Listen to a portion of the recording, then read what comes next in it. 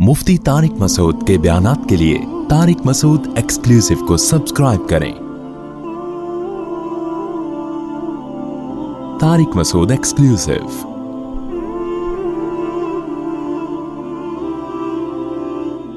रसूलुल्लाह सल्लल्लाहु अलैहि वसल्लम ने इस हदीस में वक्त की कदर करने का हमें हुक्म दिया है कि अपने टाइम की, अपने वक्त की कदर करो। उस कदर को समझाने के लिए आप सल्लल्लाहु अलैहि वसल्लम ने 5 चीज़ों का तज़किरा किया कि 5 चीज़ों को 5 चीज़ों से पहले गनीमत समझो।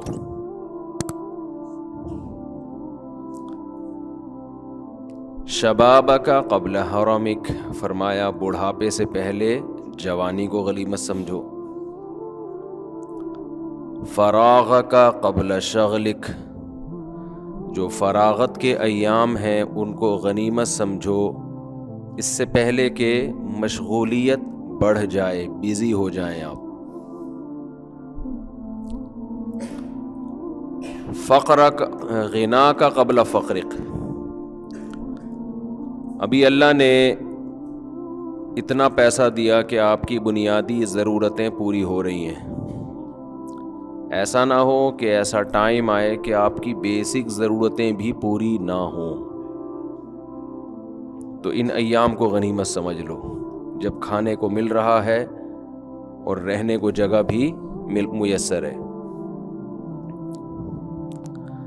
सेहता का क़ब्ल सक़मिक, अभी सेहत है, चल फिर सकते हो, खा पी सकते हो, आराम कर सकते हो, बोल सकते हो, मेहनत कर सकते हो। बाज़ दफ़ा ऐसा वक्त आता है कि इंसान बिस्तर पे चला जाता है, बीमार हो जाता है, फिर वो सेहत के अय्याम को याद कर रहा होता है। और आखिर में फरमाया हयाता का क़ब्ल मौतिक, अभी ज़िंदगी है लेकिन ये हमेशा नहीं रहेगी, एक वक्त मौत का भी आने वाला है, तो इस ज़िंदगी को गनीमत समझ लो उस मौत से पहले पहले। ये 5 चीज़ों का नबी सल्लल्लाहु अलैहि वसल्लम ने तज़किरा किया है। इसका हासिल ये है, खूब समझ लें, जब भी हदीस में कोई तज़किरा आए 5 चीज़ें या 4 चीज़ें या 3 या 2 अदद बयान हो, तो उसका मकसद वो अदद नहीं होता, वो सिर्फ याद कराने के लिए, वरना 5 नहीं सैकड़ों ऐसी चीज़ें हैं। आज नए नए मुफ्ती पैदा हो रहे हैं ना, जो आपको मुज्तहिदीन से हटाते हैं, तो वो हदीस पेश करेंगे, देखो हदीस में ये 3 चीज़ें हैं, तो बस 3 हैं, चौथी कहाँ से ले आए, 4 चीज़ें हैं, 5वीं कहाँ से ले आए, 5 चीज़ों का तज़किरा ये 6ठी मुफ्तियों ने, मौलवियों ने खुद निकाल ली। ये वो लोग हैं जिनको कुरान और सुन्नत के अलावा सब कुछ आता है, तंज करते हैं, मौलवी ऐसे बता रहे हैं, मुफ्ती लोग ये बता रहे हैं। इसकी मिसाल देके फिर मैं मौजू की तरफ आता हूँ। जैसे नबी सल्लल्लाहु अलैहि वसल्लम ने फरमाया इज़ा मात इब्नु आदम इनक़ता अमलुहु इल्ला मिन सलास, जब इंसान की मौत हो जाती है 3 चीज़ें जारी रहती हैं उसके अमल में से। सदक़तुन जारियतुन, जो उसने सदका छोड़ा जो हमेशा चलता रहेगा। वलदुन सालिहुन यदउ लहू, नेक औलाद जो उसके लिए दुआएं मांगती रहेगी। इल्मुन युन्तफ़अु बिही, वो इल्म जिससे लोग फ़ायदा उठाते रहेंगे। अब लोग कहते हैं इसमें ईसाले सवाब कहाँ से आ गया। इससे भी वाज़ेह एक और हदीस है जिसमें आता है, एक सहाबी ने नबी से अर्ज़ किया, या रसूल अल्लाह, एक सहाबिया ने अर्ज़ किया, मेरी वालदा का इंतकाल हो गया है, अफ़ा अतसद्दक़ु अन्हा, क्या मैं वालिदा की तरफ से सदका कर सकती हूँ। आपने फरमाया हाँ। तो सदका, उसका सवाब कहाँ किसको पहुँच रहा है। औलाद सदका कर रही है, औलाद दुआ मांग रही है, सवाब किसको मिल रहा है, वालिदैन को मिल रहा है। تو اسی سے فقہا نے استدلال کیا کہ صدقہ چونکہ ایک نیکی ہے تو کوئی بھی نیکی کر کے مرحوم والدین کو پہنچائی جا سکتی ہے. اس کے لیے حدیث کے حوالے کی ریفرنس کی الگ سے ضرورت نہیں ہے. یہی ریفرنس کیا ہے؟ کافی ہے.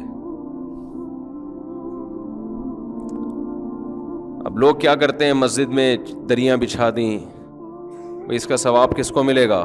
والدین کو. تو بعض لوگوں کو اشکال ہے کہ یہ دریاں بچھانا کہاں سے حدیث سے ثابت ہے؟ بھئی جب صدقہ کہہ دیا تو نیکی آ گئی نا, اس میں ہر نیکی آ گئی اس کے اندر.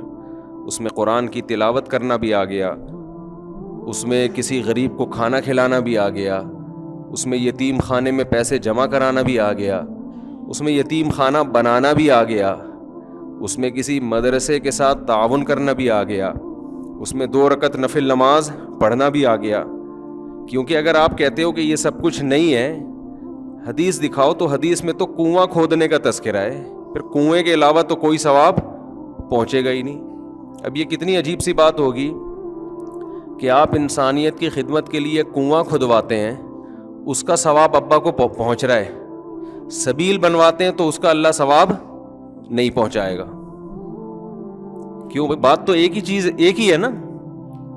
اور جب کوئی مفتی کہتے نہیں اگر آپ نے سبیل بنوا دی کسی سفر میں, کہیں راستے میں کولر پانی کا رکھ دیا تاکہ اس کا ثواب ابا اماں کو پہنچے, اگلا کہتے ہیں حدیث دکھاؤ, کولر کا کہاں تذکرہ ملتا ہے حدیث میں؟ تو یہ سینس لیس ہونے کی علامت ہوگی کہ نہیں ہوگی؟ تو آج کے جو نئے نئے مجتہدین مارکیٹ میں یوٹیوب پہ آ رہے ہیں نا, ان کا جو سوچنے کا اسٹائل ہے نا وہ بہت محدود اور فقہی بصیرت سے بالکل خالی. وہ ریفرنسز پہ چل رہے ہوتے ہیں کہ دیکھو حدیث میں آتا ہے صدقہ کرنے کا ثواب پہنچتا ہے, تو ریفرنس ہم نے حدیث کا دے دیا صدقے کا. قرآن پڑھنے کا ثواب دکھاؤ کہاں ثابت ہے بھائی؟ تلاوت کا ثواب ماں باپ کو ملتا ہے, یہ کہاں ثابت ہے؟ تو بھائی صدقہ نیکی ہے. حدیث کا مقصد یہ ہے کہ جب کوئی شخص مر جاتا ہے تو اس کے اپنے عمل کا دروازہ بند ہو گیا, بعد والا اس کے لیے کوئی عمل کرتا ہے تو وہ دروازہ اللہ کبھی بھی بند نہیں کرتے. یہ اللہ کی رحمت ہے. البتہ یہ جو حدیث میں 3 کا عدد ہے نا, یہ 3 سمجھانے کے لیے, 3 نہیں, وہ 6 بھی ہو سکتے ہیں, 3000 بھی ہو سکتی ہیں وہ چیزیں. تو اس میں خوب سمجھ لیں کہ کوئی بھی نیکی کی جائے مرحوم کے لیے اس کا ثواب میت کو ملتا ہے. یہاں ایک اشکال ہے کہ پھر صحابہ کرام سے کیوں ثابت نہیں ہے قرآن پڑھ کے بخشنا؟ بھئی صحابہ تو نیکی پہ ہم سے زیادہ حریص تھے نا, صحابہ سے ثابت کیوں نہیں ہے؟ تو صحابہ سے اس لیے ثابت نہیں ہے کہ یہ عمل اجتماعی طور پہ ناجائز ہے, کیونکہ کوئی بھی نفلی کام اس میں اجتماع کے لیے الگ سے دلیل کی ضرورت ہے. اگر وہ الگ سے اجتماع کے لیے ایک الگ سے دلیل نہیں ہوگی تو نفلی کام انڈیویجولی آپ کر سکتے ہیں, انفرادی طور پہ آپ کر سکتے ہیں, اجتماعی حیت پہ آپ نہیں کر سکتے. تو صحابہ نے چونکہ اجتماعی حیت پہ نہیں کیا اس لیے ثابت نہیں ہے. انفرادی کیا یا نہیں کیا؟ تو انفرادی عمل بیان نہیں کیا جاتا. اب کوئی بھی اپنے والد کے لیے کوئی تلاوت کر رہا ہے کہ اللہ اس کا ثواب اس کو پہنچ جائے, تو یہ تو دل کی چیز ہے نا, اس کو کوئی راوی کیسے ہائی لائٹ کرے گا, کیسے اس کو نمایاں کیا جائے گا؟ یہ تو دل کی بات ہے. تو کتنے صحابہ نے نیک اعمال کیے, یہ ثابت ہے کہ انہوں نے فلاں عمل بھی کیا, فلاں عمل بھی کیا, فلاں عمل بھی کیا. اب دل میں کیا نیت تھی, اپنے والدین کو ثواب پہنچانا چاہتے تھے یا نہیں, یہ نیت یہ وہ جانے, اللہ جانے. ایسے تھوڑی ہوتا تھا کہ یہ پنکھا ابا کے ثواب کے لیے لکھتے تھوڑی تھے لوگ, دل میں نیت ہوتی تھی. اس سے یہ بھی پتہ چل گیا کہ قرآن پڑھنا اپنے والدین کے اس کو ثواب پہنچانے کے لیے جائز ہے, لیکن ایصال ثواب کے لیے قرآن خوانی جائز نہیں ہے.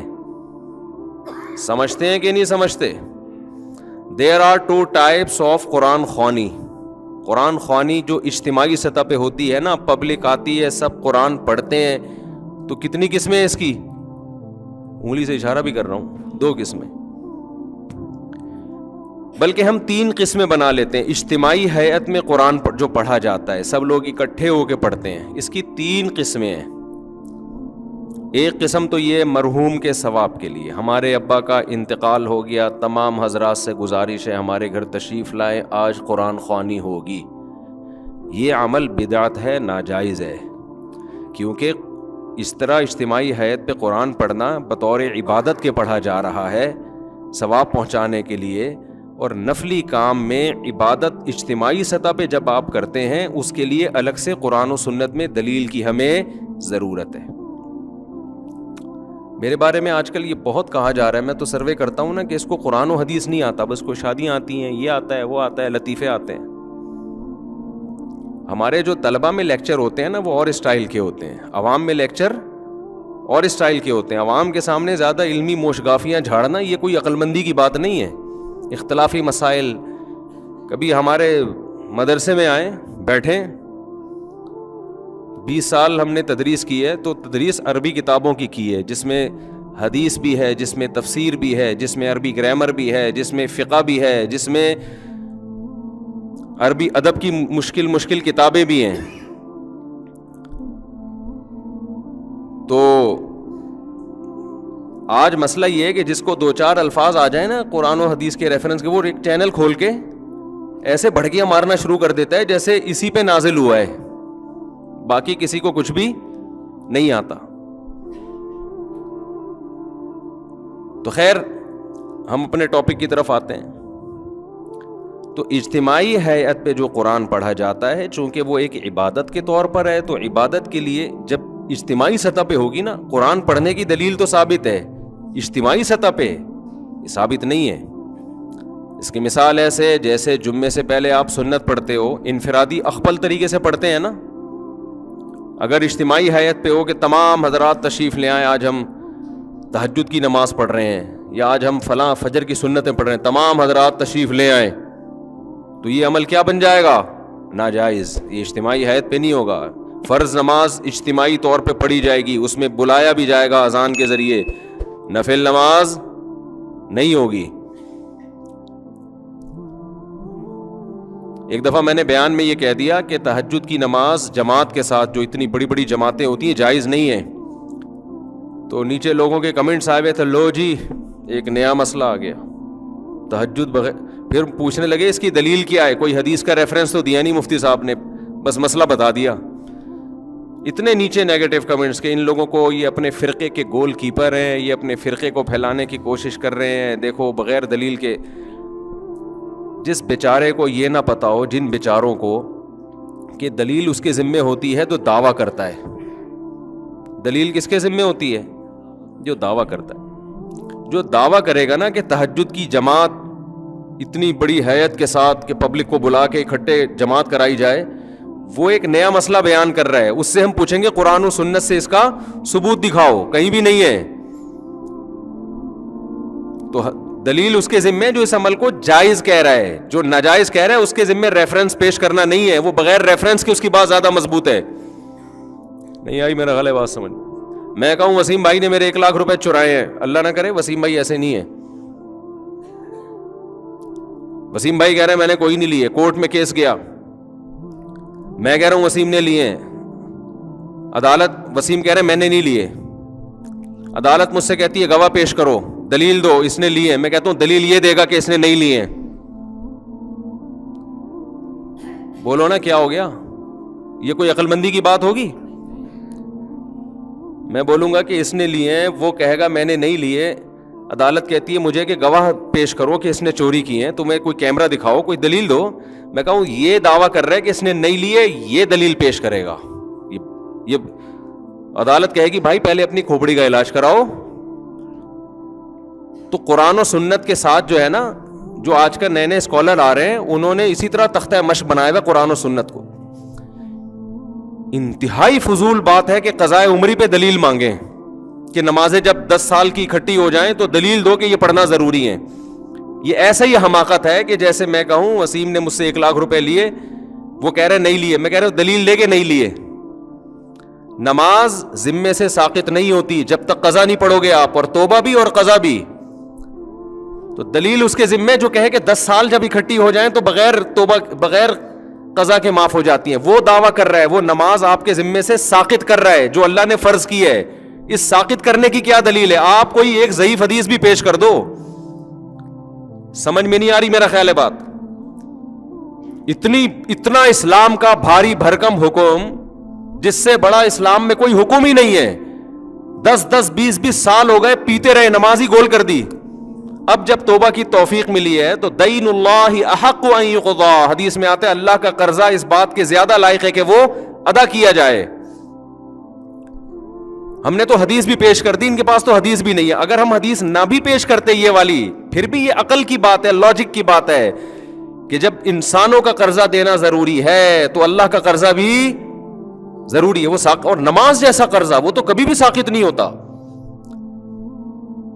نبی صلی اللہ علیہ وسلم سے میدان جنگ میں نماز قضا ہوئی, کیونکہ اس وقت میدان جنگ میں نماز کیسے پڑھی جائے گی یہ طریقہ نازل نہیں ہوا تھا. آپ نے پہلے اس کو قضا پڑھی ہے آپ نے, اس کے بعد بقیہ نمازیں پڑھی ہیں آپ نے. تو مدعی کون ہے جو یہ کہے کہ اتنی ساری نمازیں جب ذمے میں رہ جائیں گی تو وہ قضا پڑھے بغیر ہی معاف ہو جائیں گی؟ یہ شخص دعویٰ کر رہا ہے. اس سے ہم کہتے ہیں کہ اندھی تقلید مت کرو اپنے باپ داداؤں کی, آپ قرآن و سنت سے اس کا حوالہ پیش کرو. سمجھ میں آ رہی ہے بات؟ چاروں ائمہ کا, تمام فقہا کا اتفاق ہے کہ جب نماز ذمے میں جب قضا کر دی آپ نے تو توبہ اس بات کی کرنی پڑے گی کہ وقت پہ کیوں نہیں پڑی. لوگ کہتے ہیں نا توبہ سے تو گناہ معاف ہو جاتا ہے, تو گناہ معاف ہو جائے گا, لیکن وہ جو آپ کے ذمے نماز واجب ہوئی ہے وہ معاف قضا کے بغیر نہیں ہوگی. سمجھتے ہو کہ نہیں سمجھتے؟ لیکن وہ آپ دیکھو کتنا قضائے عمری پہ تماشا بنایا آج کل نئے نئے اسکالرز نے کہ قضائے عمری بس اللہ غفور رحیم ہے. اللہ پہ تم ایک چیز ڈال رہے ہو بغیر دلیل کے, اللہ غفور رحیم ہے, اتنا یہ کافی نہیں ہے کہ 10 سال کی نمازیں وہ جو آپ نے ٹائم پہ نہیں پڑھی وہ معاف کرنے کے لیے تیار ہے. یہ مطلب ہے غفور رحیم کا, یہ مطلب نہیں ہے کہ جو اس کا حق ہے وہ بھی آپ پی جاؤ گے, وہ تو آپ کو دینا پڑے گا. زکاتیں بھی ذمے سے ساقط نہیں ہوتی. 20 سال زکات نہیں دی تو 20 سال کی زکاتیں بولو دینی پڑیں گی. رمضان کے روزے چھوڑ دیے, ادا کرنے پڑیں گے. حائضہ عورت سے اللہ نے نماز کو ساقط کر دیا, اس پر فرض ہی نہیں ہوتی, لہذا اس کو پڑھنے کا حکم نہیں ہے. اس کا تقاضا یہ تھا کہ روزہ بھی اللہ نے اس سے ساقط کیا نا, ہونا یہ چاہیے تھا روزہ بھی معاف کر دیا جاتا, لیکن اللہ نے روزہ معاف نہیں کیا. تو یہ بتانے کے لیے کہ فرض میں اصل تو یہی ہے کہ قضا کیا جائے گا, چاہے اللہ کے کہنے سے ہی قضا کیا ہو. نماز میں اللہ نے اس کو چھوٹ دی ہے, لیکن وہ چھوٹ بھی اس لیے کہ وہ اللہ کے آرڈر پہ چھوڑ رہی ہے. آپ نے جو 10 سال نمازیں پی ہیں وہ اللہ کے کہنے پہ نہیں چھوڑی ہیں. بعض لوگ یہ دلیل لیتے ہیں کہ ما جعل علیکم فی الدین من حرج, اللہ نے دین میں تنگی نہیں رکھی ہے, تو 10 20 30 سال کی نمازیں قضا لگانا یہ تو حرج ہے دین میں. واقعی حرج ہے 30 سال کی نمازوں کا کسی کو حکم دینا پڑے, لیکن یہ حرج اس وقت ہے جب 30 سال کی نمازیں آپ اس سے ایک دن میں پڑھوائیں. جب آپ 30 سال کی نمازوں کے لیے 30 سال کا ٹائم دے رہے ہیں اس کو, یا 10 سال کا ٹائم دے رہے ہیں, پھر تھوڑی حرج ہے. تو یہ نئے نئے اسکالرز کو سننا چھوڑ دو خدا کے واسطے, یہ تمہیں جہنم کی آگ کی طرف لے کے جائیں گے. یہ ریفرنسز ہیں ان کے پاس, قرآن حدیث, آتا واتا ان کو کچھ بھی نہیں ہے. میں جو اتنا چیختا ہوں نا مجتہدین کو فالو کرو, ابو حنیفہ, مالک, شافعی, احمد بن حنبل, یہ اس لیے کہ تم ان لوگوں سے بچو, اپنے فرقے کے گول کیپر کے طور پہ نہیں. فوراً جب ہم کوئی بات کرتے ہیں نا تو فوراً یہ کہ یہ تو اپنے فرقے کے کیا ہیں, گول کیپر ہیں. یہ بات غیر مسلم بھی کرتا ہے. جب آپ اسلام کے برحق ہونے کی بات کرتے ہو, کہتے ہیں یہ تو چونکہ مسلم ہے لہذا اس نے کس کو سپورٹ کرنا ہے, اسلام کو. بھائی ہم مسلم ہونے کی وجہ سے اسلام کو سپورٹ نہیں کر رہے, اسلام کے مدلل ہونے کی وجہ سے مسلم ہیں. اسلام کے علاوہ ہمیں کوئی سمجھ میں ہی نہیں آتا. تو ہم جو چاروں ائمہ کے قائل ہیں نا کہ ان چاروں فقہ میں سے کسی ایک کو فالو کرو, اس لیے نہیں کہ ہم ان میں سے ایک کو فالو کرتے ہیں, بلکہ اس لیے کہ ہم فالو اس لیے کرتے ہیں کہ ان کا فقہ مدلل ہے, اس میں قرآن و حدیث کو صحیح طرح سے سمجھا گیا ہے, اور اس میں امت اختلاف اور انتشار سے بچے گی. اس کے علاوہ جتنے پیکج امت کو جوڑنے کے لیے دیے جا رہے ہیں وہ امت کو جوڑنے کے بجائے توڑنے ہیں. سمجھ میں آ رہی ہے بات کہ نہیں آ رہی؟ وہ پیکج بڑے جاندار, شاندار اور پرکشش, لیکن ان پیکجز پہ جب آپ عمل کریں گے نا تو اس میں ٹوٹنے کا عمل بڑھتا چلا جائے گا. ہر اسکالر ایک نیا فرقہ ہے اور دعویٰ یہ کرتا ہے کہ میں قرآن و حدیث کے علاوہ کسی چیز کو نہیں مانتا, لیکن 4 اسکالر ہوں گے تو چاروں کی الگ الگ رائے, 5واں ہوگا تو اس کی الگ رائے, 6واں ہوگا تو اس کی الگ رائے. چند چیزوں میں متفق ہوتے ہیں, باقی ہر چیز میں الگ ہیں. تو یہ امت کا ویسے ہی بیڑا غرق ہونے والا ہے جس طرح سے ابھی چل رہا ہے نا حساب کتاب. اور ان جدید جتنے اسکالرز ہیں نا, ان میں ایک چیز کامن ہے, قضاء عمری کا سب کیا کرتے ہیں؟ انکار. قدیم جتنے اسکالرز ہیں مذہب کے, ان میں ایک چیز قدر مشترک ہے, قضاء عمری کا کوئی بھی انکار نہیں کرتا. قضاء عمری سمجھتے ہیں کہ نہیں سمجھتے؟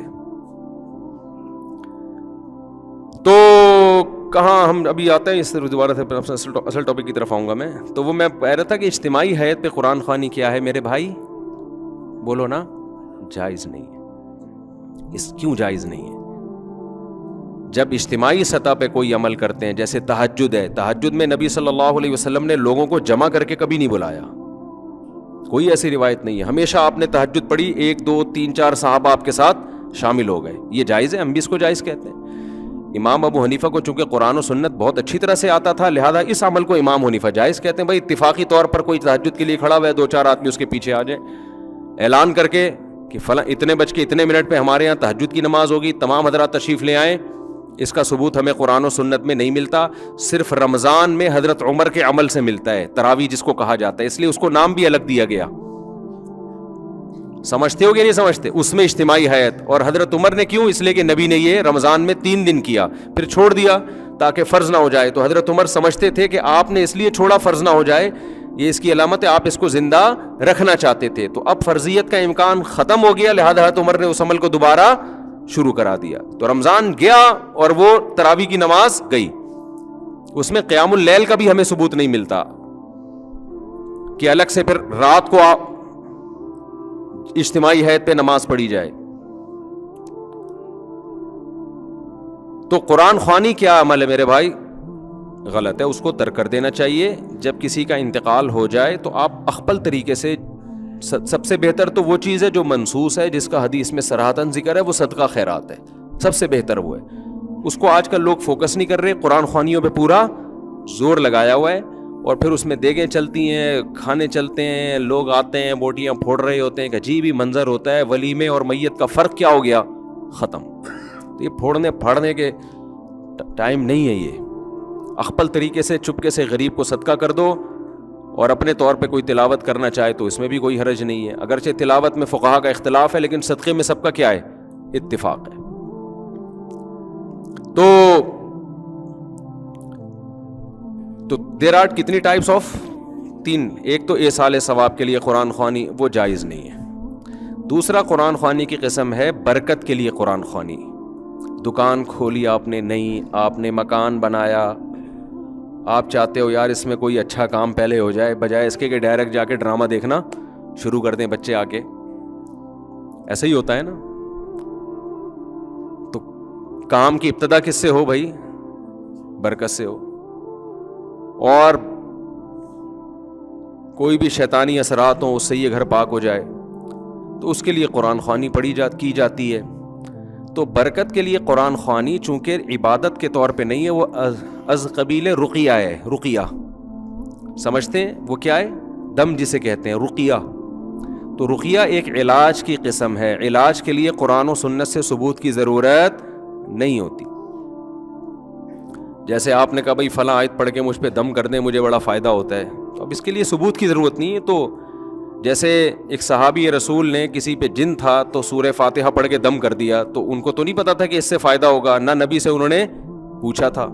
بعد میں اطلاع ملی تو آپ نے فرمایا کہ یہ تو رقیہ ہے, سورہ فاتحہ, تو اس سے تو فائدہ ہوتا ہے. یا سورہ بقرہ کا ورد کرا لیا گھر کے اندر, سمجھتے ہو حدیث میں آتا ہے سورہ بقرہ جس گھر میں پڑھی جاتی ہے اس گھر میں شیاطین نہیں آتے, حدیث کا مفہوم ہے. تو یہ بذات خود یہ جائز عمل ہے برکت کے لیے. لیکن بعض علماء کی رائے یہ ہے کہ لوگ برکت والی قرآن خوانی اور ایصال ثواب والی قرآن خوانی میں فرق نہیں کرتے, تو یہ والی قرآن خوانی ذریعہ بنتی ہے وہ والی قرآن خوانی کا. سمجھ میں آ رہی ہے بات؟ یہ ذریعہ بنتی ہے کس چیز کا؟ ایک بدعت کا. ایک بات تو یہ. دوسری بات یہ کہ جو برکت کے لیے قرآن خوانیاں عام طور پہ گھروں میں ہوتی ہیں، مدرسوں سے بچوں کو بلایا جاتا ہے، بچے بیچارے کھاپے کی نیت سے آتے ہیں، وہ صحیح طرح پڑھتے بھی نہیں ہیں، انتظار کر رہے ہوتے ہیں کھانے میں کیا ملے گا، ابے فلاں کے یہاں گئے تھے ایسی مزے کی نہاری کھلائی تھی، اس کی بریانی میں بوٹیاں ہی نہیں ہیں، گوشت ایسا ہے، تو برکت گئی تیل لینے. یہ قسم کا قرآن کے ساتھ کھاپے کا ذریعہ ہے، یہ قسم بچوں کی عادتیں بھی خراب ہوتی ہیں، اس سے مفت کی عادت پڑتی ہے بچوں کو. محتمم کے اپنے مزے ہوتے ہیں کہ فری پھوکٹ میں آج ایک ٹائم کا کھانا کیا ہو گیا ہمارا، بچ گیا. اور پھر دینی مدارس کے جو طلبہ ہیں ان کا وقت انتہائی قیمتی ہے. اگر وہ واقعی طالب علم ہے اس کو چاہیے اپنے وقت کو کیا سمجھے، قیمتی. ادھر سے دعوت آ رہی ہے، ادھر قرآن خوانی میں جا رہا ہے، ادھر سے دعوت آ رہی ہے، ادھر. یہ دینی مدرسوں کے طلبہ کے وقار کے خلاف ہے. ہمارے حضرت فرمایا کرتے تھے کہ علماء یا طلبہ ان کی مثال ایسے ہے جیسے بوتل پانی سے بھر لی فل، ایک بلبلہ بھی نہیں ہے اس میں. اب آپ اس میں اگر پانی کا ایک قطرہ بھی ڈالیں گے نا تو پرانا ایک قطرہ نکالنا پڑے گا، پھر نیا قطرہ ایڈجسٹ ہوگا اس میں. تو فرماتے تھے علماء کا 24 گھنٹے طلبہ اور علماء یہ اللہ کے وارث ہیں، ان کے اوقات اتنے قیمتی ہیں کہ ان کا جو اسکیجول صبح سے لے کے رات اور رات سے لے کے صبح تک ایسا ہونا چاہیے کہ اس میں کوئی نئی چیز آ ہی نہ سکے. اس میں اگر کوئی نئی چیز آئے تو پرانا کوئی کام ڈسٹرب ہو، اس میں کوئی پرانے کام کو آگے پیچھے کرنا پڑے. تو اب یہ دیکھا جائے گا کہ پرانا زیادہ امپورٹنٹ ہے یا نیا زیادہ امپورٹنٹ ہے. اگر نیا کام ایسا آ گیا ہے کہ پرانے کام کا نقصان کرنا پڑ رہا ہے پھر تو نیا کام اس میں ڈالیں اپنے اسکیجول میں، اور پرانے کو کیا کر دیں، ایک دن کے لیے ناغا کر دیں. اور اگر نیا والا پرانے والے سے زیادہ امپورٹنٹ نہیں ہے تو نئے والے کو کیا کر دیں، کینسل، ہٹا دیں اس کو. سمجھ میں نہیں آ رہی بات. اب آپ کہیں گے 24 گھنٹے کا ایسا اسکیجول، یہ تو آدمی ڈپریشن کا مریض بن جائے گا. وہی صبح سے لے کے رات، رات سے لے کے صبح تک، تو ڈپریشن کا مریض نہیں بنے گا. ڈپریشن ختم کرنے والی چیزیں بھی اس میں کیا ہوں گی، اسی میں شامل ہوں گی نا. اس میں ایکسرسائز بھی شامل ہے، بچوں کے ساتھ گپ شپ بھی شامل ہے، گھر والوں کو ٹائم دینا بھی شامل ہے، کھاپے بھی شامل ہیں، کسی دن جاوید نہاری بھی شامل ہے اس میں. کبھی چلے گئے تو وہ کون سی نہاری تھی جو اس دن کھائی تھی، وہ والی نہیں، نہ وہ مزے کی نہیں تھی. مجھے یوٹیوب پہ ویڈیو بھی آئی ہے میری آج کل، کسی نے چپکے سے کیمرے سے بنا کے ڈال دی، زاہد نہاری نا طارق روڈ پہ، وہ بھی شامل ہے. مزہ نہ آئے پیسے واپس. تو یہ بھی آپ کے اسکیجول کا حصہ بولو نا ہونا چاہیے. تو یہ سب چیزیں اس میں داخل ہے. اب کوئی نئی چیز اگر آ رہی ہے تو پرانا شیڈول آپ کا کیا ہوگا، متاثر ہوگا. اگر نہیں ہو رہا اس کا مطلب آپ فارغ آدمی ہو کسی کام کے، آپ فالتو ہو، بلا وجہ پیدا ہوئے. آپ بلا وجہ پیدا اسے کہتے ہیں کان سے پکڑ کے جو جہاں چاہے لے جائے. آ جا یار، کھاپے پہ چلے، آ رہا ہوں. ٹھیک ہے نا، روزانہ کھاپا، روزانہ کھاپا. ابے آ جا ادھر بیٹھتے ہیں، بیٹھ گیا. ابے چل ادھر گٹر کا ڈھکن گورنمنٹ نے لگا دیا، وہ ہمارے گٹر کراچی میں ڈھکن نہیں ہوتے نا، تو ادھر ہمارے یہاں لگ گیا، آ جا بیٹھتے ہیں وہاں. چل بھائی بیٹھتے ہیں، پوری پوری رات بیٹھے ہوئے. اس کا مطلب یہ غلط پیدا ہو گیا ہے. اس کو بالکل پیدا ہونے کی کسی کام کا نہیں. بعض دفعہ یہ ہوتا ہے کسی دوست کا فون آیا، چل کھاپے پہ چلتے ہیں، آپ نے کہا چلو چلتے ہیں. تو اب یہ بدگمان نہ ہو کہ یہ بندہ فارغ ہے، ہو سکتا ہے اس کا اسکیجول کل کا کھاپا ہو، اس کی ڈائری میں کل کھاپے کا تذکرہ ہو، لیکن اس نے کہا آج بندے کا فون آیا، دوستی ہے، اس سے گپ شپ ہے، تو وہ کل والا کہاں لے جاتے ہیں، آج کر لے. تو میرے ساتھ ایسا ہوتا ہے بعض دفعہ، کسی قریبی دوست کا فون آیا، مفتی صاحب کھاپے پہ چلیں، ہم کہا چلو بھائی. وہ ہوتا یہ ہے کہ وہ جمعرات کو کہیں ڈائری میں کھاپا ڈالا ہوا ہوتا ہے، تو اس کو ہم اس دوست کی وجہ سے 2 دن پہلے لے آتے ہیں، پھر وہ 2 دن والا اسکپ کر دیتے ہیں، جو آج والا کام ہے وہ اس دن ڈال دیتے ہیں. سمجھتے ہیں کہ نہیں سمجھتے؟ ایک ڈائری بنایا کریں ایسے، پورا ہفتہ اس میں آپ کے سامنے ہو وہ پیج، پورا ہفتہ اس میں آپ کے. یہ ابھی میں بتاتا ہوں، یہ حدیث کی تشریح میں بتاتا ہوں میں تو، کیونکہ یہ حدیث کی میں نے تشریح شروع کر دی، وہ پھر ترتیب سے چلے گی تو زیادہ فائدہ ہوگا. ابھی میں وہ قرآن خوانی کا وہ جلدی سے مکمل کر کے پھر وہ حدیث پڑھی ہے نا، اس میں یہ آئے گا تذکرہ انشاءاللہ. صلو علی الحبیب. تو خیر، آپ نے دوسری قسم ہے قرآن خوانی کی رقیہ، جس کو برکت کی قرآن خوانی کہتے ہیں. تو فی نفسی ہی یعنی بذات خود یہ جائز عمل ہے، لیکن بعض علماء اس کے خلاف ہیں کہ بھئی گھر والے بیٹھ کے کر لیں، جیسے سورہ بقرہ پڑھنی ہے سب اکٹھے گھر والے کر لیں. یہ باہر سے ادھر ادھر سے پبلک کو بلانا اور یہ سب چیزیں، اس کے فسادات زیادہ ہیں، اس میں وہ برکت رہتی بھی نہیں ہے. کھاپے کا تذکرہ زیادہ ہوتا ہے، اور جو رقیہ کا جو مقصد تھا وہ مقصد پوری طرح حاصل نہیں ہوتا. بہرحال اگر کوئی کرتا بھی ہے تو اس پہ اتنا سخت انکار نہیں کیا جائے گا. کوئی برکت کے لیے قرآن پڑھوا لیتا ہے، بے شک بچوں سے ہی پڑھوا لیتا ہے، تو فی نفسی یہ جائز عمل ہے. تیسری قرآن خوانی وہ ہے جو اتفاق سے لوگ جمع ہوتے ہوں کسی ترتیب کی وجہ سے. اس کی مثال ایسے ہے جیسے ہم فجر سے پہلے 2 سنتیں پڑھتے ہیں نا، تو اب سب لوگ آ کے پڑھ رہے ہوں، لوگوں نے جمع نہیں کیا، لیکن چونکہ ٹائم ہے سنتوں کا تو سب پڑھ رہے ہوتے ہیں، تو دیکھنے میں ایسا لگتا ہے سب اجتماعی سطح پہ پڑھ رہے ہیں، حالانکہ وہ ایک اتفاقی ان کا آپس میں ربط ہو گیا ہے. تو ایسے ہی دینی مدرسوں میں یہ ہوتا ہے کہ بچوں کو تلاوت کا ٹائم دیا جاتا ہے، تو اس کا ٹائم بتایا جاتا ہے، بھائی صبح ناشتہ ہے اتنے بجے، پھر پڑھائی ہے، پھر یہ ہے، پھر یوں ہے، پھر رات عشاء ہے، پھر عشاء کے بعد سب نے کیا کرنا ہے، قرآن کی تلاوت کرنی ہے. تو یہ ایک نظم کے تحت ہے. اس کو وہ قرآن خوانی، وہ والی قرآن خوانی نہیں کہیں گے جو بدعت ہے، یہ تو ایک نظم کے طور پر. بعض فوجی اداروں میں ہمیں دیکھنے کو ملا، رینجرز کے ایک بڑے آفیسر تھے، انہوں نے بتایا کہ ہمارے ہاں فجر کی نماز کے بعد پابندی ہے، تمام جتنے بھی فوجی ہیں نا، جو رینجرز کے ملازمین ہیں، وہ سب قرآن کی تلاوت کریں گے.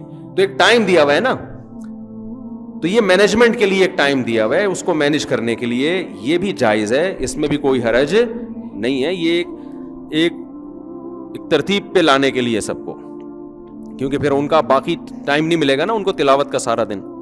تو گھر میں بھی آپ کر سکتے ہیں، بچوں کے لیے ایک ٹائم بنا دیں، بھائی صبح اتنے بجے ایک سے لے کر اتنے بجے تک سب بچے انسان کے بچے بن کے بیٹھ جائیں گے.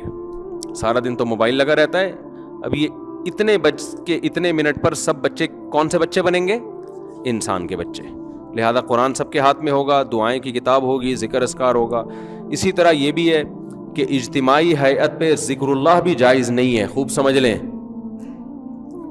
جیسے اعلان ہوتا ہے مسجد سے ہمارے ہاں ذکر کی محفل لگ رہی ہے، تمام حضرات تشریف لے آئیں، پھر سارے آ جاتے ہیں، پھر ذکر کرایا جاتا ہے، یہ بدعت عمل ہے، جائز نہیں ہے.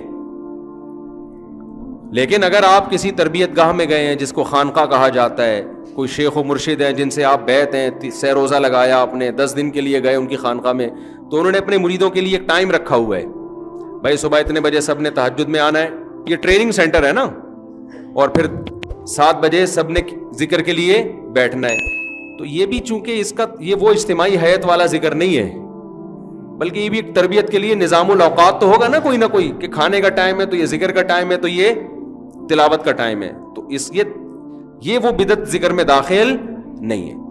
لیکن جو نارملی ہمارے یہاں بعض مسجدوں سے اعلانات ہو رہے ہوتے ہیں، یا نمازیوں کو اعلان کیا جاتا ہے بھائی 4 بجے ہمارے ہاں ذکر کیا جائے گا، تمام حضرات تشریف لے آئیں، یہ بدعت ہے. کہ تمام حضرات کیوں تشریف لے آئیں بھائی؟ کوئی آپ کا کوئی وہ چل رہا ہے، اگر کوئی تربیتی پروگرام چل رہا ہے تو جو تربیت کے لیے آئے ہوئے ہیں وہ بیٹھے ہوئے ہیں آپ کے پاس، تو ان کو آپ بتا دیں بھائی عصر کے بعد ذکر ہوگا، مغرب کے بعد تلاوت ہوگی، 4 بجے تہجد کے لیے سب اٹھیں گے، اور تمہارے باپ کو بھی اٹھنا پڑے گا اس میں، یعنی معذرت کے ساتھ، یعنی زبردستی اٹھائیں گے آپ. تو یہ زبردستی ٹریننگ کے لیے ہے، تو اس کو اس اجتماعی حیات میں شامل نہیں کیا. ہم نے جب 3 دن کی ٹریننگ کروائی کنٹری کلب میں، پورے ملک سے لوگ آئے تھے، تو ہم نے ان کو 4 بجے تہجد کے لیے اٹھاتے تھے، ان کو کہتے تھے آپ کے باپ کو بھی اٹھنا پڑے گا، کسی کو سونے کی اجازت نہیں ہے. اور پھر 5 بجے ہم ان سے جاگنگ کروایا کرتے تھے، اور جاگنگ میں بھی ہم نے ان سے کہہ دیا تھا کہ آپ کے باپ کو بھی جاگنگ بولو کرنی پڑے گی. کیونکہ جو دیندار لوگ ہیں نا، یہ جاگنگ نہ کرنے کی وجہ سے بھی آڑے ترچے، دیندار کیا سب برابر ہیں اس میں، دیندار تو پھر بھی تھوڑا بہت نماز کے لیے چل کے آ جاتے ہیں. میں دیندار کا تذکرہ اس لیے کیا کہ ہم تو دینداروں کو فوکس کر رہے تھے نا، ورنہ یہ ہماری پوری قوم کا المیہ ہے کہ پوستی پن الحمدللہ اتنا زیادہ ہماری قوم میں آ گیا ہے کہ اللہ کی پناہ. بس اب میں پھر جاؤں گا تو پھر بہت لمبا بیان اسی پہ ہو جائے گا. سوتے ہیں تو سوتے ہی پڑے رہتے ہیں، سوتے رہتے ہیں، نہ چل سکتے ہیں نہ ہل سکتے ہیں. اللہ تعالیٰ مغفرت فرمائے انتقال کے بعد، کیونکہ انتقال کا چانس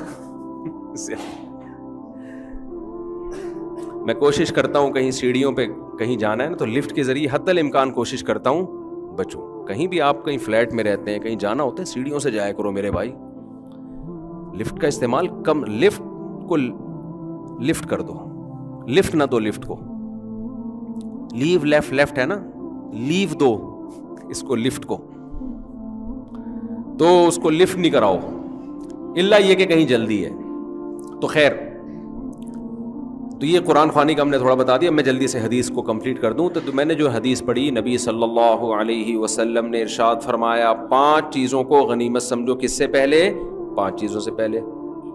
اچھا, میں نے جو بتایا 5 چیزیں, تو میں نے عرض کیا کہ حدیث میں جب 5 کا تذکرہ آتا ہے تو مراد 5 نہیں ہوتا. ان چیزوں کو ہائی لائٹ کر دیا, ورنہ یہ 5000 بھی ہو سکتی ہیں. تو اس کا حاصل یہ ہے کہ اپنے وقت کی قدر کرو, اپنے وقت کی قدر کرو. فراغک قبل شغلک, مشغول ہونے سے پہلے جو فراغت کے ایام ہے نا, کوئی بڑی مشغولیت آ گئی, پھر آپ کفے افسوس ملتے رہو گے, یار اس وقت تو میں ویلا ہی بیٹھا ہوا تھا, یہ اس وقت کتنا ٹائم تھا میرے پاس, میں صبح پھر 12 بجے سو کے اٹھتا تھا, پھر میں سارا دن آوارہ گردی کرتا تھا, کاش وہ فراغت کے ایام آ جائیں, کاش. تو سوچتا رہے گا, لیکن گیا ہوا وقت واپس نہیں آئے گا.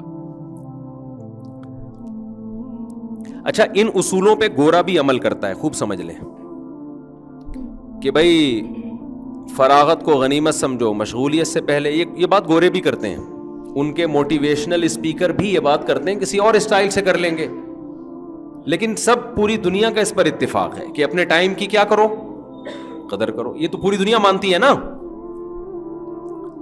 حدیث کے الفاظ دوبارہ دہرا دیتا ہوں, نئے لوگ آئے ہیں. آپ نے فرمایا صحت کو غنیمت سمجھو بیماری سے پہلے, فراغت کو غنیمت سمجھو مشغولیت سے پہلے, پیسے کو غنیمت سمجھو غربت سے پہلے, اور جوانی کو غنیمت سمجھو بڑھاپے سے پہلے, زندگی کو غنیمت سمجھو موت سے پہلے. تو یہ بات گورے بھی مانتے ہیں, غیر مسلم بھی مانتے ہیں. بھائی ٹائم کی قدر کرو, ٹائم ویسٹ نہ کرو. لیکن اسلام جو آپ کو ٹائم ویسٹ کرنے سے بچاتا ہے اور جو گورا آپ کو بچاتا ہے, دونوں کے کانسیپٹ میں زمین اور آسمان کا فرق ہے.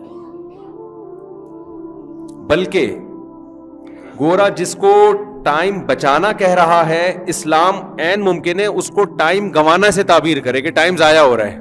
اس سے بہتر تھا ویلا ہی بیٹھا رہتا. ویلا کا لفظ مجھے پنجابی سے ملا, بڑا ٹائٹ لفظ ہے. کچھ الفاظ پنجابی کے ایسے ہیں کہ اردو میں مزہ ہی نہیں آئے گا. اردو میں کہتے ہیں فارغ بیٹھا ہوا, ایسا لگتا ہے بہت مشغول ہے, یعنی بہت ہی. فارغ کا لفظ تو بڑا ایک مہذب سا لفظ ہے. ویلا بڑا ویلا ہی ہے آج کل. تو ویلے میں جو مزہ ہے وہ, جیسے اخپل جو پشتو کا لفظ ہے نا, اخپل, وہ مزہ اپنے میں نہیں ہے. اخپل طریقے سے دین پہ چلتے ہیں. تو ٹائم بچانے کا مطلب یونیورسٹیوں میں بھی بتایا جاتا ہے نوجوانوں کو, اپنا ٹائم بیٹا ویسٹ مت کرو, ٹائم ضائع مت کرو. وہ کہہ رہے ضائع کہاں کر رہا ہوں, میں ویڈیو گیم کھیل رہا ہوں, ضائع تھوڑی کر رہا ہوں. میں ضائع کہاں کر رہا ہوں, میں فٹ بال کا میچ دیکھ رہا ہوں, انجوائے کر رہا ہوں, یہ ضائع تھوڑی ہو رہا ہے. میں سارا دن آج ٹی وی میں نے میچ دیکھا ہے, ٹائم میں نے ضائع بولو نہیں کیا. دیکھو ٹائم ضائع کرنے کی ڈیفینیشن ہے کیا. ٹائم ضائع کرنے پتہ ہے کسے کہتے ہیں؟ آپ کا جب کوئی ہدف ہو تو ہر وہ چیز جو آپ کو آپ کے ہدف سے ہٹا رہی ہو, آپ کو آپ کی منزل سے دور کر رہی ہو, تو ہر وہ عمل ٹائم ضائع کرنا کہلائے گا. اور ہر وہ عمل جو آپ کو آپ کے ہدف کے قریب لے کے جا رہا ہے وہ ٹائم کی قدر کرنا کہلائے گا. میں سمجھا پایا ہوں اپنی بات؟ تو پتہ چلا کہ جس شخص کا کوئی ہدف ہی نہیں ہے, اس کے کسی عمل کو دیکھ کے آپ یہ کہہ ہی نہیں سکتے کہ یہ ٹائم بچا رہا ہے یا ٹائم ضائع کر رہا ہے, کیونکہ پہلے ہدف متعین ہوگا, اس کے بعد اس کے کام کو دیکھ کر ہم یہ فیصلہ کریں گے کہ یہ اپنے ٹائم کو قیمتی بنا رہا ہے یا ٹائم کو ضائع کر رہا ہے. جب ہدف ہی نہیں ہے تو ضائع ہی ضائع ہو رہا ہے, پھر چاہے کچھ بھی کر رہا ہو. دیکھو آپ نے کراچی سے پشاور جانا ہے, آپ کا ہدف کیا ہے؟ پشاور جانا ہے. بائی ٹرین جانا ہے اور ٹرین کا ٹائم ہے فار ایگزامپل ہفتے کے دن 4:05 ہوتا نہیں ہے 5 ہمارے یہاں, یورپ میں اور سعودیہ میں بھی دیکھا ہم نے کہ 4:06 کا مطلب 6 منٹ ہے. ہمارے ہاں 4:05 کا مطلب ہفتے کا مطلب یہ ہے کہ انشاءاللہ اگلے سال سے پہلے آپ پشاور پہنچ جائیں گے. اس سال ہی ٹرین چلے گی. اگر سیلاب نہ آیا, زلزلے نہ آئے, ٹریک اپنی جگہ رہے اور آپ کی زندگی نے بھی آپ کے ساتھ وفا کی, تو اس سال انشاءاللہ آپ ٹرین میں پشاور, یہ مطلب ہے. اسی حساب سے آپ اپنی ڈائری میں اسکیجول بنایا کریں. آج میں صبح 10 بجے اسلام آباد سے پہنچا ہوں یہاں کراچی نا, تو 10 بجے کی فلائٹ تھی. 12 بجے, پونے 12 بجے اس نے کراچی جہاز میں اترنا تھا. 1:15 بجے میں نے ممبر پہ بیٹھنا تھا, تو ایئرپورٹ سے بھاگتے بھاگتے آنا پڑا نا مجھے, پھر نہانا بھی تھا. تو میں دعا مانگتا جا رہا تھا, یا اللہ فلائٹ لیٹ نہ ہو جائے.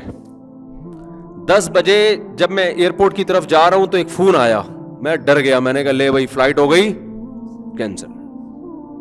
تو ڈرتے ڈرتے میں نے, کیونکہ اگر 10 منٹ بھی 15 منٹ بھی آدھا گھنٹہ بھی فلائٹ لیٹ تو جمعہ گیا, ہمارا جمعہ گیا تھا. تو میں نے فون اٹھایا, جی کہہ رہے فلائٹ ٹائم پر ہے. تو مجھے اتنا خوش ہوئی, میں نے کہا اللہ تیرا شکر ہے.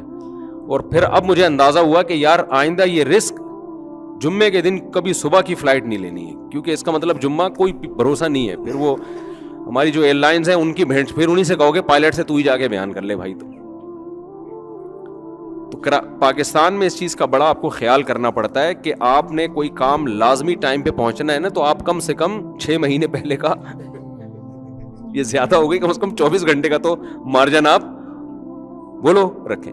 پنجاب میں میرا بیان تھا, جلسے میں خطاب تھا, بہت دور دور سے لوگ آئے ہوئے تھے, اور 15 دن سے وہ کارڈ بٹ رہے تھے, مفتی صاحب آ رہے ہیں آ رہے ہیں آ رہے ہیں.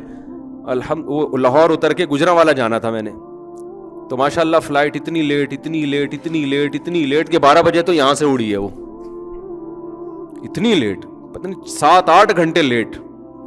پھر ہم جب وہاں پہنچے تھکاوٹ سے حال خراب, پھر جلسے میں پہنچے, لوگ کوئی آدھا سو رہا ہے, کوئی آدھا مرا ہوا ہے, کوئی کسی کا جنازے کا اعلان ہو رہا ہے.